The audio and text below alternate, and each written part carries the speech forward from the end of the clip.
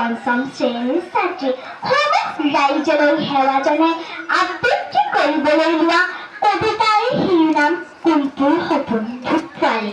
কবি জ্যোতিপ্ৰসাদ আগৰৱালা। কুলপুৰ সপোন ভূত পোৱালি।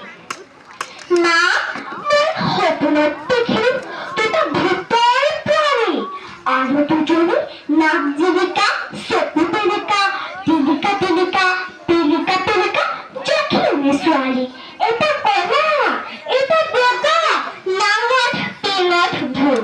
কথা পাতি তাতে তাকুত কুত। এটাই ক'লে পুত পুত পুত, এইটোৱে মা নাক জোকাৰি ক'লে ভূত ভূত। মা, দেখিবলৈ এনে ভাল ভূত পোৱালিৰ নাচ, কিবা কিবি গান গাই ফুচ ফুচ ফাচ। মনে মনে কাম কৰে খোজ খাজ খাজ। এংকুৰ বেংকুৰ কৰি যায় লৰি লৰি। জখিনীহঁতক নচোৱাই চুলিত ধৰি ধৰি। জখিনীহঁতে লেতেৰাৰে একেলগে ধৰি চৰখোৱা জখিনীয়ে নাচে কঁকাল ভাঙি। কুটুক কুটুক গুটুক কৰি ভূত পোৱালি জাপ মাৰি ভেঙুৰা ভেঙুৰি কৈ নাচে ঠেংটো ভাঙি ভাঙি।